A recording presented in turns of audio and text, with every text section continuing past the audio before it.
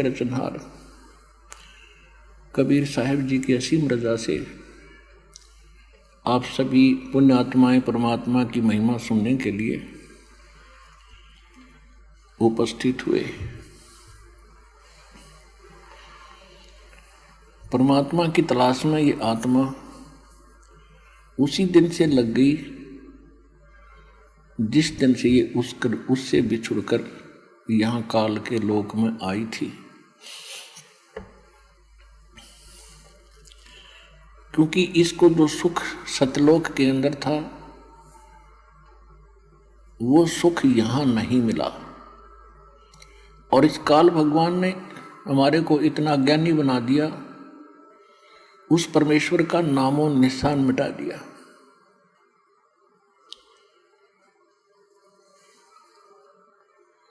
और अपनी काल की महिमा और अपने पुत्रों ब्रह्मा विष्णु महेश की महिमा यह पूरे विश्व में फैला दी। और इतना अज्ञान भर दिया कि आज तक किसी को ये नहीं मालूम था कि परमात्मा है कैसा। सभी परमात्मा को निराकार बताया करते थे और सभी ये भी कहते थे कि सदग्रंथ जो हमारे हैं प्रत्येक पवित्र धर्म के वो बहुत ही सत्य ज्ञान युक्त हैं। पवित्र बाइबल, पवित्र कुरान, पवित्र गुरु ग्रंथ साहिब, पवित्र पुराण, पवित्र वेद, पवित्र श्रीमद् भगवत गीता, ये जितने भी सदग्रंथ थे ये सभी हमारे लिए मान्य हैं। और इनमें ये भी हमारा मानना है और हमें ये ज्ञान था कि इनके अंदर जो लिखा वो सत्य है। और फिर हम इससे हटकर जो ज्ञान सुन रखा था वो अज्ञान था कि ब्रह्मा विष्णु महेश ये अजर अमर हैं, इनका कोई माता पिता नहीं है, इनकी जन्म मृत्यु नहीं होती है, यही सबके सृजनहार हैं, सारी सृष्टि के रचनहार यही हैं और इन्हीं की भक्ति से जीव कल्याण होगा। ये हमने ज्ञान सुन रखा था। और दूसरा, प्रत्येक धर्म के प्रत्येक धर्मी ये कहा करते थे कि परमात्मा निराकार है, उसका कोई साकार बॉडी नहीं है, वो बॉडी लेस है। तो ये ज्ञान जो हम सुन रखा था ये उन्हीं सदग्रंथों की दुहाई दे करके, गवाही दे करके हमें बताया गया था, जिन सदग्रंथों को आज हम अपनी आंखों पढ़ रहे हैं, देख रहे हैं, जांच रहे हैं। उनमें क्या लिखा है? ब्रह्मा विष्णु महेश नाशवान हैं, इनकी जन्म मृत्यु होती है, ये सर्वेश्वर नहीं है, इनकी पूजा से मोक्ष नहीं हो सकता। और परमेश्वर ने स्वयं आकर के, कबीर परमेश्वर जी ने 600 वर्ष पहले कहा था, तीन देव की जो करते भक्ति, उनकी कदे ना होवे मुक्ति। गुण तीनों की भक्ति में ये भूल पड़ो संसार, कहें कबीर निज नाम बिना कैसे उतरो पार। और जिन महापुरुषों को परमात्मा मिले उनमें से कौन कौन है? आदरणीय धर्मदास साहिब जी बांधवगढ़ वाले, आदरणीय मलुकदास साहिब जी, आदरणीय दादू साहिब जी, आदरणीय नानक देव साहिब जी, आदरणीय गरीबदास साहिब जी गांव छुडानी जिला दद्दर हरियाणा वाले, आदरणीय घीसा दास साहिब जी गांव खेखड़ा और जिला बागपुर उत्तर प्रदेश वाले, आदरणीय स्वामी रामानंद जी काशी वाले। इन महापुरुषों को परमात्मा इस कलयुग के अंदर आकर सीधे मिले और इस दास को मिले। तो उन्होंने, उन महापुरुषों को तो हम मानते ही हैं कि वो महापुरुष थे। उन्होंने जो कुछ भी अपनी अमृतवाणी में लिखा है वो सत्य है। तो उन्होंने जो परमेश्वर की जानकारी दी है वो, और हमारे सदग्रंथ क्या बताते हैं और वो, और परमेश्वर ने स्वयं आकर जो ज्ञान बताया वो तीनों मिलकर जब हमें एक ही राय दे रहे हैं कि परमात्मा मनुष्य सदृश है, सशरीर है, उसका नाम कबीर है, तो वो सब सदग्रंथों में विद्यमान है। सब महापुरुष जिनको परमात्मा मिला उनके अमृत वाणी में विद्यमान है। और स्वयं परमेश्वर ने आके बताया, हम ही अलख अला हैं, कुतुब गोस और पीर, गरीबदास खालिक धनी, हमारा नाम कबीर। तो जो हम सुना करते वो लोक वेद था। लोक वेद मीन दंत कथा, यथार्थ ज्ञान ना होकर के एक परंपरागत सुना सुनाया ज्ञान आगे बढ़ रहा हो, उसको लोक वेद कहते हैं। और उसी के आधार से हम पूजाएं कर रहे थे, लोक वेद के आधार से। हम सदग्रंथों के आधार से भक्ति नहीं कर रहे थे, जिस कारण से आज मानव शरीर को इतनी हानि होगी कि हमारे पूर्वज प्रेत बन गए, उनके फिर पिंड भरवाए जाते हैं, श्राद्ध निकाले जाते हैं। हम यहाँ पिंड और श्राद्ध के काम लगे हैं, वो मनमाना कहीं पशु बनकर घूम रहे होंगे। तो ये जो सारा कारण रहा, आध्यात्मिक ज्ञान से अपरिचित जो व्यक्ति थे वो गुरु पद पर विराजमान हो गए। वो केवल एक भाषा जानते थे, संस्कृत, और जिस कारण से हमें कोई शंका उत्पन्न नहीं हुई कि इन्होंने सदग्रंथों का ज्ञान नहीं होगा, क्योंकि सब सदग्रंथ जो पुरातन ग्रंथ हैं वो सारे के सारे संस्कृत भाषा में विद्यमान हैं। अब तो हिंदी अनुवाद हो गया, और यही कारण रहा कि हम आज तक भगवान से दूर रहे और अपना बहुत से मनुष्य जीवन हमने बर्बाद कर दिए। परमात्मा की भक्ति में रुचि नहीं रही। अब तो भक्ति और आस्था अंतिम सांस गिने थी। कुछ ही वर्षों के बाद इस पृथ्वी पर कोई परमात्मा कहने वाला व्यक्ति नहीं रहा। इन नकली संतों ने, इन नकली पंथों ने और यथार्थ भक्ति ना मिलने से मानव को कोई लाभ हुआ नहीं। परमात्मा के लिए भटक रहे हैं, अंत में उनका कोई वहाँ से राहत मिल नहीं रही, तो सभी ने दूसरा तरीका अपना लिया। लगभग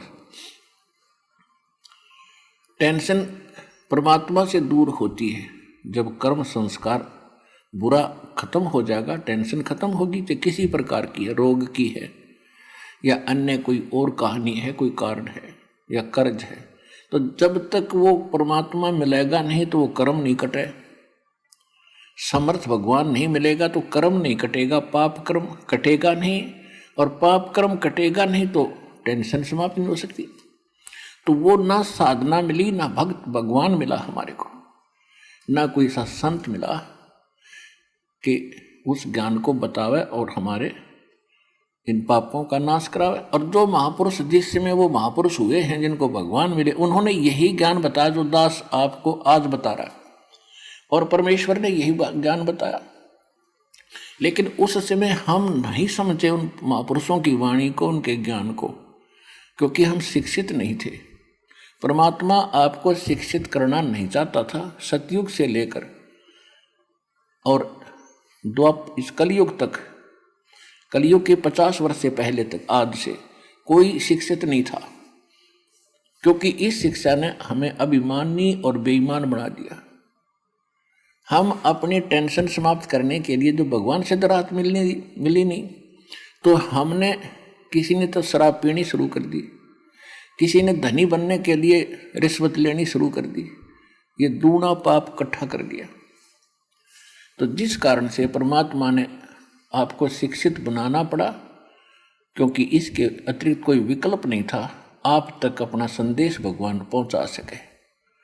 ऐसी विज्ञान मालिक ने दी है ना, ये मनुष्य यही था 43,20,000 वर्ष है 4 युगों में, और 3 युग जा लिए,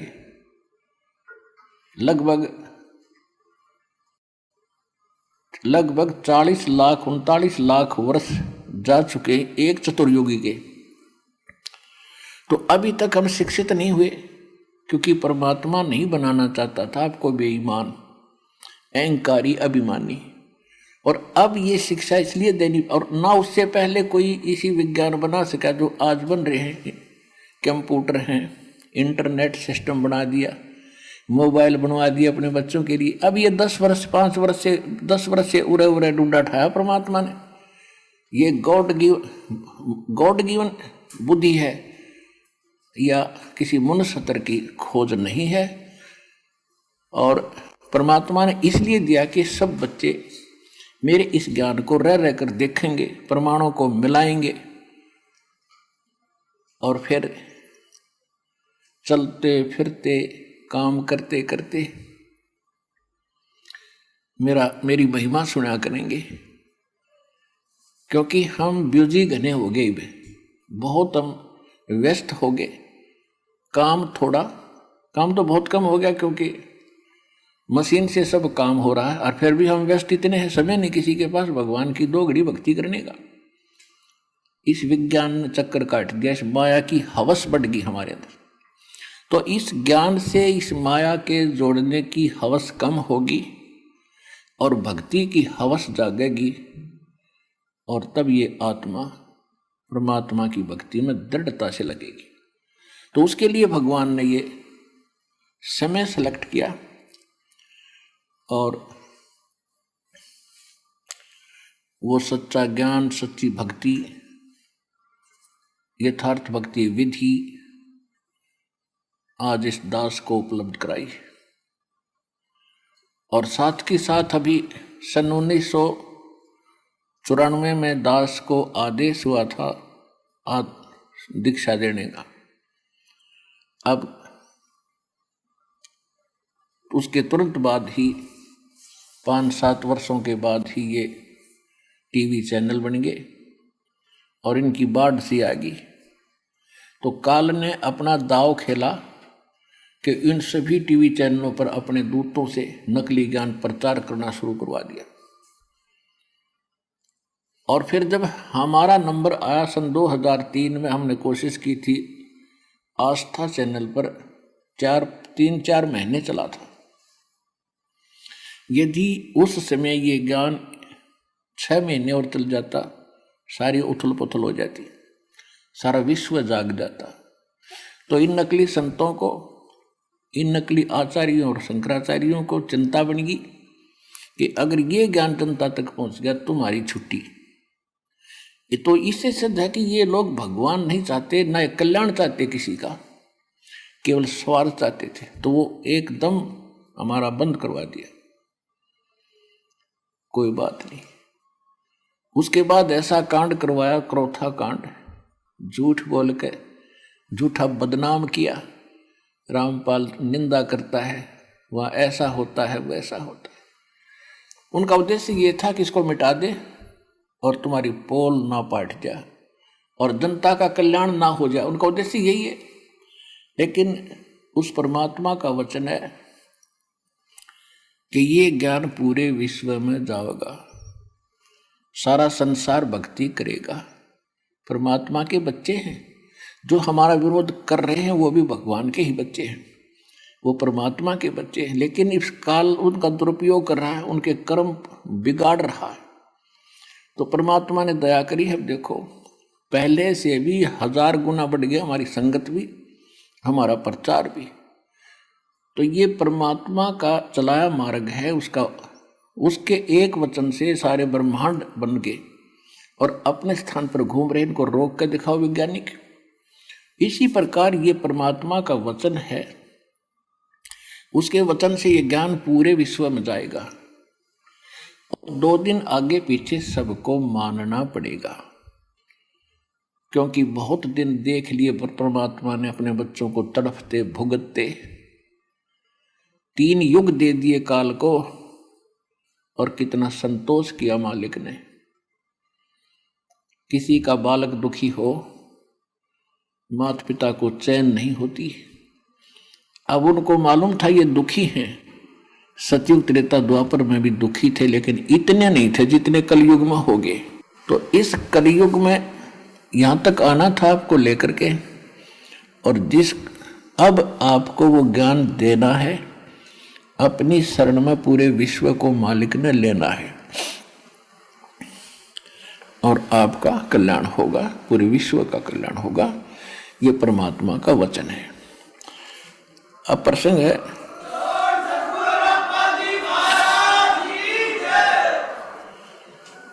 अब विश्व में कोई जीव सुखी नहीं है आज के दिन, और जो साधना वो करते थे वो भी फेल हो ली, क्योंकि वो करते करते दुख आ गया आप पे, तो वो साधना ठीक नहीं।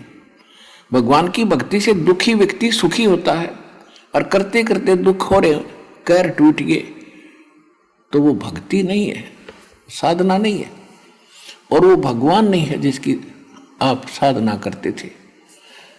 तो अब परमात्मा ने वो रजा बख्शी है कि यथार्थ ज्ञान इस दास को दिया है, और सन 1994 से लेकर आज तक लगभग 20 वर्ष हो गए हैं। तो यही ज्ञान प्रारंभ से दास कहता आ रहा है, और सन 2000 के बाद सदग्रंथों को देखा है दास ने 2001 में।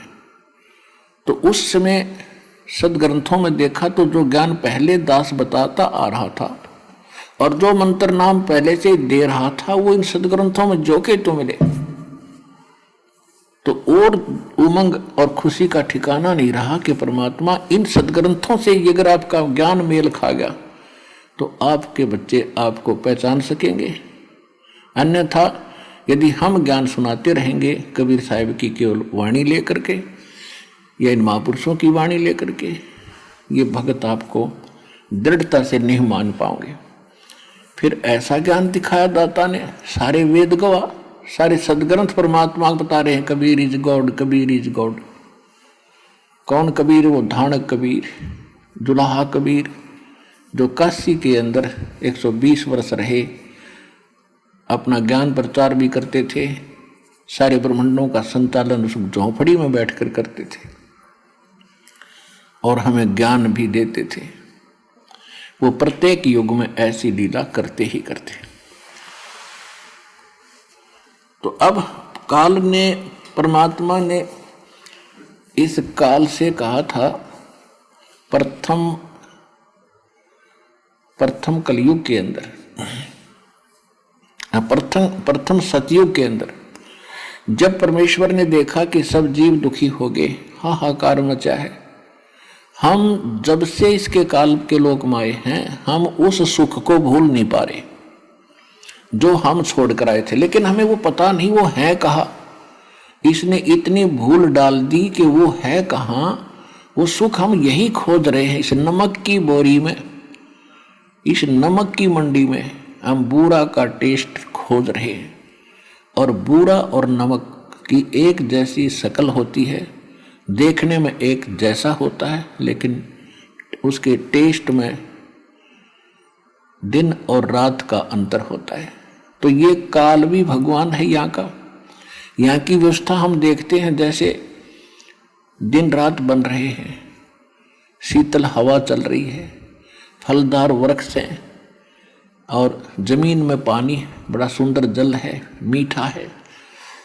ये सुविधाएं देखते हैं हम तो हमें लगता है कि ये बिल्कुल भगवान है जिसने हमारी इतनी चिंता है, कितने अच्छे फल फ्रूट दे रखे हैं, अपने आप उगे हैं ये।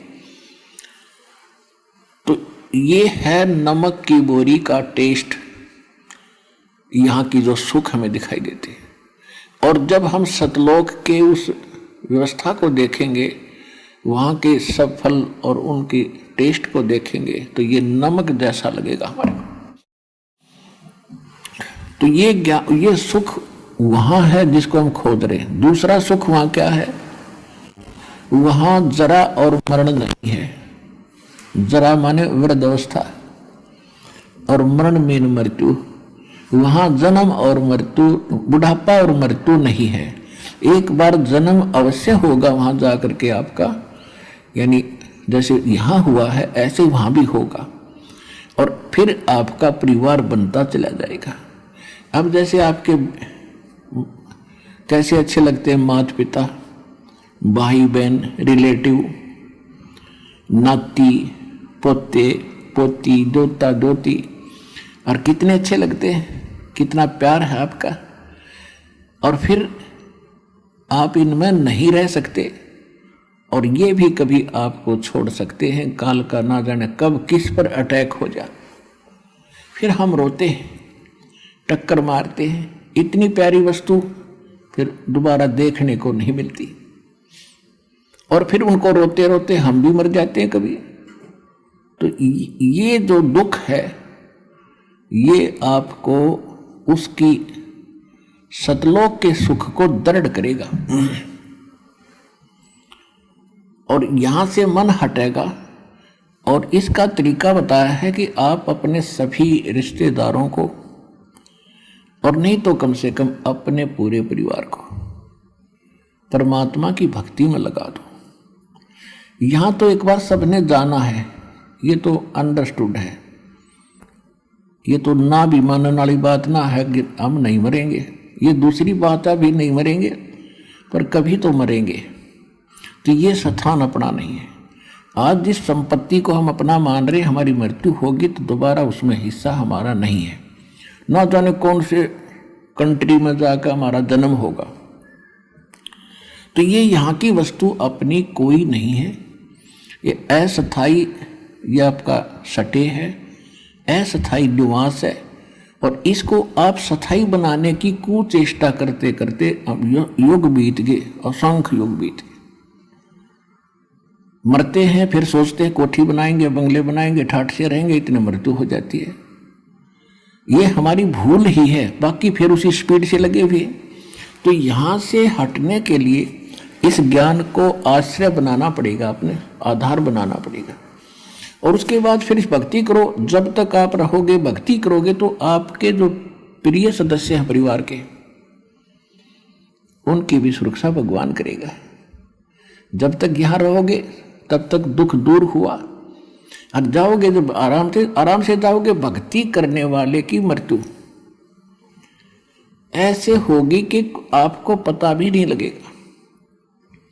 ऐसे जाओगे पटदेसी और आप बैठे पाओगे सतलोक में, परमात्मा के साथ घूम रहे होगे। एक भक्तिहीन प्राणी और दूसरी भक्ति करने वाला भुगत कर मरता है, तड़प कर मरता है, या कोई अचानक हार्ट अटैक होकर मर जाता है तो शोक में नहीं है, उसके यम के दूत दिखाई देते, वो एकदम फटते शरीर छोड़कर भाग जाता है और उसको हार्ट अटैक कह जाता है। गति बंद होएगी जब आदमी जीव निकल गया उसके अंदर से, तो फिर उसकी दुर्गति और घड़ी होती है आगे चल के। लेकिन परमात्मा के भक्तों का वो संकट भी टलेगा, आपके बच्चे भी सुखी रहेंगे, आपका परिवार यहाँ भी पीड़ा से बचेगा। लेकिन भक्ति करनी पड़ेगी और मर्यादा में रहना पड़ेगा। फिर आप सतलोक जाओगे। सब बच्चे भक्ति करने वाले धीरे धीरे सारे वहीं यहाँ, क्योंकि वो ज्ञान ऐसा घर कर जाएगा प्रत्येक प्राणी के, बच्चे के, प्रत्येक सदस्य के, कि यहाँ तो अपना है ही नहीं। और एक ध्यान रखे, कोई प्राणी मर रहा हो सदस्य घर का, तो उस यानी शरीर छोड़ रहा हो भक्त, उसको याद दिलावे कि यहाँ संसार की इस किसी भी वस्तु में आस्था मत रखिए, नहीं तो लटक जाएगा फिर वापस। परमात्मा गुरुजी ने जो ज्ञान बताया है वहाँ सतलोक है, वहाँ सुरती लगा, आप भी चलो और हम भी आ रहे हैं, फिर हम कौन से सदा रहेंगे। तो उस समय उसका यहाँ से मन हटावे। अब पहले क्या करते थे, जब वो मरने लगता उसे पूछते तुझे कौन याद आता है, वो कभी कहता मुझे फलाना पोता याद आता, उसके दर्शन करा दो फिर मरूंगा। वो पोता ने बुला लेते हैं, फिर वो मर जाता है। यानी वो आस्था फिर वहीं रहेगी, वापस वहीं आकर उस पोते का मनमाना भैंस बनकर खड़ा हो जा, या कुत्ता बनकर गली में आकर बैठ जाएगा उस पोते के, और पोता मारेगा सिर में लठ फिर। तो ये बात आपने याद रखनी पड़ेगी। ठीक है, जब तक आपका संस्कार है प्यार से रहो, और इनको भी भगवान के बच्चे जानकर उनकी सेवा करो, अच्छा मार्गदर्शन करो, प्यार से रखो, बुराइयों से बचाओ और भक्ति पर लगाओ। ये आपका परम कर्तव्य बनता है। अब जो प्रसंग चल रहा है कि काल भगवान ने परमात्मा से एक वचन लिया था। परमात्मा ने जब देखा कि यहाँ जीव गणे दुखी हो गए, किसी की टांग कट रही है, किसी की मां मर गई, किसी का पिता मर गया, कोई किसी कष्ट से दुखी है, कोई किसी कष्ट से दुखी है, कोई गधा बन गया, कोई कुत्ता बना दिया। ये परमात्मा को आपकी जो पुकार वहां मालिक के चरणों में पहुंची, हाहाकार मची। अब जो भी, जैसे हम भी बेसिक श्री विष्णु जी के पुजारी था ये दास, श्री कृष्ण राम का और हनुमान जी का, और फिर भी लास्ट में नो कहा करते, कोई आपत्ति आ जाती, हे सच्चे भगवान, हे सच्चे मालिक, यानी इनसे हटकर वृत्ति कहीं और जाती थी सच्चे मालिक पर। हम उसको अब पता चला, ये सत साहिब जिसे कहते हैं यही है वो सच्चा मालिक, यानी रियल गॉड, वास्तव में परमात्मा। अब पता चला वो सच्चा मालिक कौन है, और वही सब दुख निवारण करने वाला है। तो उस सच्चे मालिक ने हमारी पुकार सुनी। तो परमात्मा प्रथम बार जब इस काल की सृष्टि में आए, तब इस काल भगवान ने परमात्मा से विवाद किया था, क्योंकि परमेश्वर अपने पुत्र जोगजीत के रूप में थे। तो उसने, काल ने ये सोचा कि जोगजीत आया है तो परमात्मा का कोई संदेश लाया होगा। ये यहाँ का जो भगवान है परमेश्वर से बहुत डरता है, कबीर भगवान से, उस सच्चे मालिक से। जैसे गरीबदास साहिब जी ने अपनी वाणी में कहा है कि काल डरे करतार से, जय जय जय जगदीश, और जोड़ा जोड़ी झाड़ता पग रद डारे शीश। तो ये उस परमात्मा से बहुत डरता है। अब उसको ये पता लगा कि जोगजीत मेरे लोक में आया है तो कोई बात विशेष है। तो उसने पहले कारण पूछा कि जोगजीत, आपने मुझे वहां से निकाला था, आप सृष्टि रचना में पढ़ते हो, परमात्मा ने जोगजीत के रूप में आकर इसको वहां से 21 ब्रह्मांड से सहित अपने सतलोक से निष्कासित किया था। तो इस कारण से उसने इस बात से दुख हुआ कि तू मेरे लोक में क्यों आया, जब तूने अपने लोक से हमें भगा दिया था, अब तू मेरे लोक में कैसे आया, ये तो मैंने तप करके ले रखा, तेरा इसमें कोई रोल नहीं। इस चीज से बहुत दुखी हुआ वो, कौन, काल। फिर उसने सोचा कि कोई संदेश लाया होगा, पहले वो पूछ लेता हूं, फिर इसके साथ मैं युद्ध करूंगा, इसको पीटूंगा। तो परमात्मा जोगजीत रूप में खड़े थे, उन्होंने कहा कि सुन ले काल, परमात्मा का संदेश सुन ले तू। आपने ऐसा जुल्म कर दिया है, परमात्मा की आत्माओं का क्या हाल कर रखा है, हाहाकार मचा रखी, समय पर इनको टूक नहीं, और कैसी इनकी स्थिति कर रखी है, ना कोई इनकी सुरक्षा है, कोई किसी की माता मर गई, किसी का पिता मर रहा है, कोई पशु बना दिया, कोई कुत्ता बना रखे। ये हालत भगवान से देखी नहीं गई, इसलिए मैं आया हूँ, और सुन ले उसका संदेश। मैं नीचे जाऊँगा सारे ब्रह्मांडों के अंदर, और तेरी पोल खोल लूँगा, तेरा पर्दा फांस करूँगा, तू भगवान नहीं है, ये काल है, ये तुम्हें खाने के लिए यहाँ रोके हुए हैं, और सारी तेरी कहानी बताऊँगा, परमात्मा की सच्ची कथा सुनाकर, सृष्टि रचना सुनाकर के उनको दृढ़ता फैलाऊँगा, और सच्चा नाम मेरे पास है, परमात्मा ने दिया है वो नाम सुनाऊँगा, उसके भक्ति करके वो सीधे वापस वहाँ चले जाएंगे जहाँ से वो आए थे।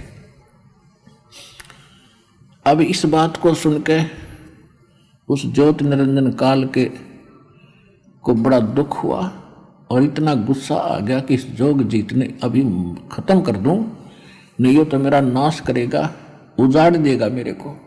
यदि नीचे के प्राणियों को परमात्मा का ज्ञान हो गया तो ये सब भाग जाएंगे, और तू यहाँ अकेला रह जाएगा, और तेरा बाग उजड़ जाएगा, तेरी खेती खत्म हो जाएगी। ये तो हमने खेती बना के पाल रहा है, सत्कर मान लियो आपको। ये कोई दास की अपनी मन गढ़ंत कहानी नहीं है, ये गॉड गिवन स्पिरिचुअल नॉलेज है। खुद परमात्मा ने आके बताया है कि तुम यहां जन्म मरण मृत्यु में क्यों दुखी हो, कि इसको 1 लाख मानव शरीरधारी प्राणी नथ खाने पड़ते हैं, और जिस कारण से यो आपको यहां पाले हुए हैं, जैसे कसाई बकरे पालता है।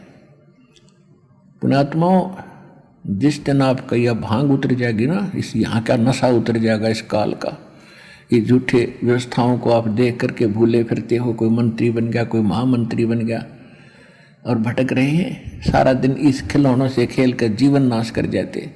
आज तो महामंत्री बन गया, प्रधानमंत्री बन गया, सारी पृथ्वी का पति बन गया, अगले जन्म में क्या होगा, गधा बनेगा, वह कहाँ जाएगी त्रिप्रभुता। तो परमात्मा ने अपने बच्चों का अगला दुख दिखाई दे है, और हमें ज्ञान हो गया, हमें भी इनका अगला नेक्स्ट कदम दिखाई देता है, कुएं में गिरेंगे जाते ही।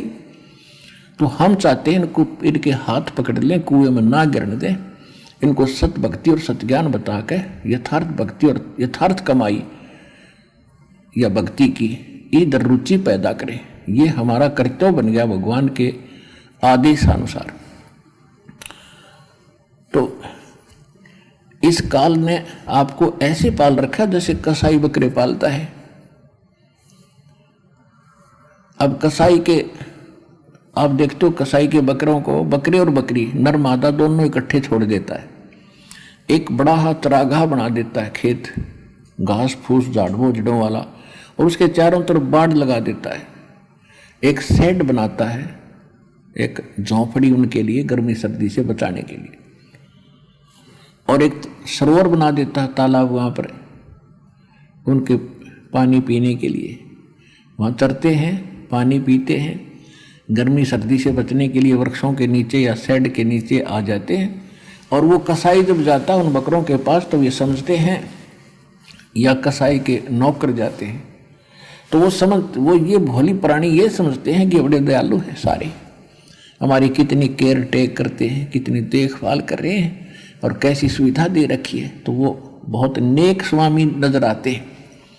लेकिन जब उसको जरूरत पड़ती है कसाई को, वो निकलवा लेता है, 10 चाहिए 20 चाहिए उन्मत है, उसमें ना देखता किसी का बेटा आ रहा है, किसी की माँ आ गई है, या पूरा परिवार ही क्यों ना आ गया हो, बेशक आ जाओ।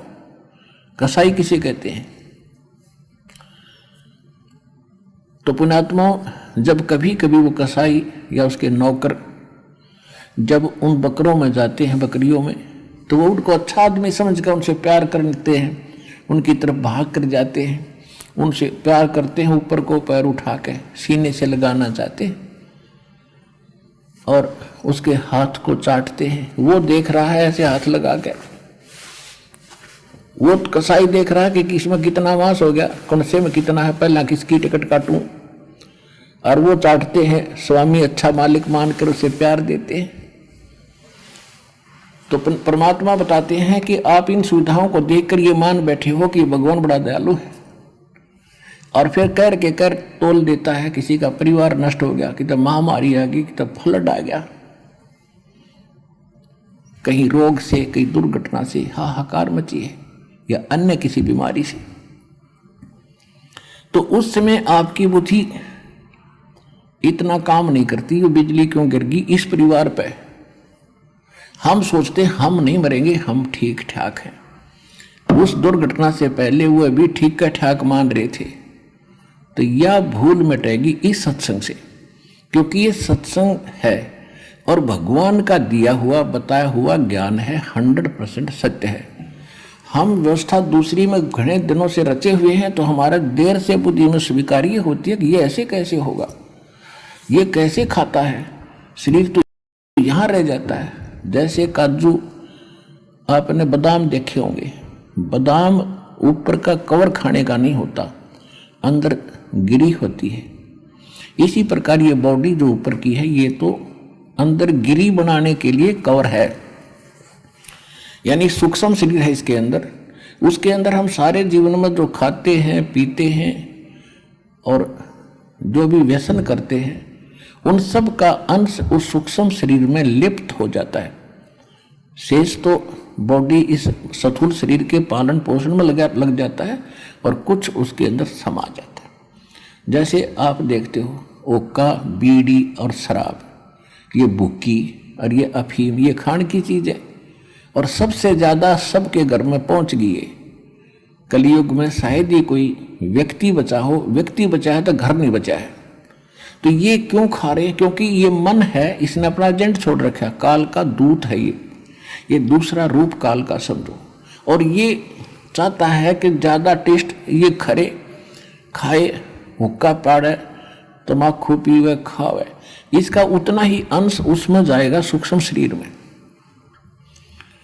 और फिर उनको भून कर एक तपतशिला बहुत बड़ी तई सी है पत्थर की, उस पर डाल देता है 1 लाख प्राणियों को, सूक्ष्म शरीर को। ये स्थूल शरीर यहाँ रह जाता है। इसके हम अंतिम संस्कार में लगे रहते हैं, कभी इसका पिंड भरवाते हैं, कभी गंगा में डलवाते हैं, कभी तेरामी करते हैं, और वो तपस्या को नजारा होता है।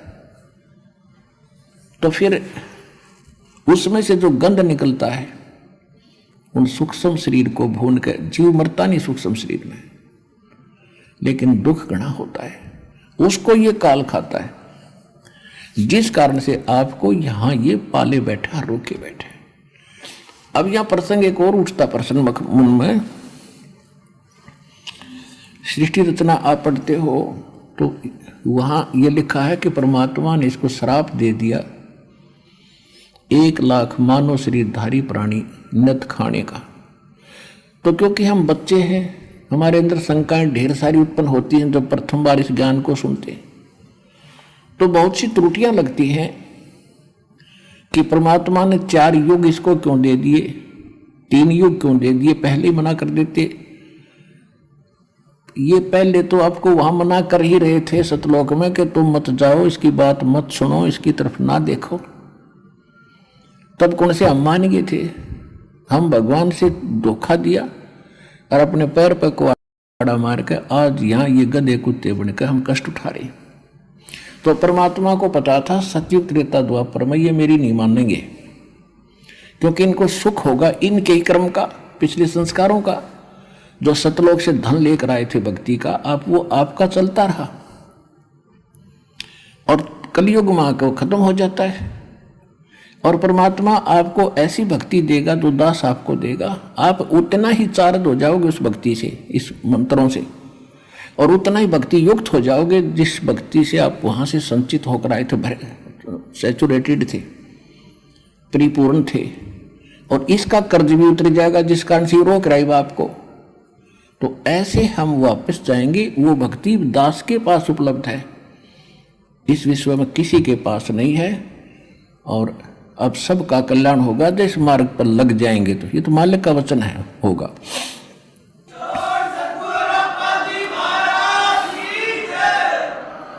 तो सतयुग त्रेता द्वापर में हम घने दुखी नहीं थे, वातावरण बढ़िया था, तगड़े तगड़े शरीर थे, लंबी लंबी आयु थी, स्वस्थ शरीर था।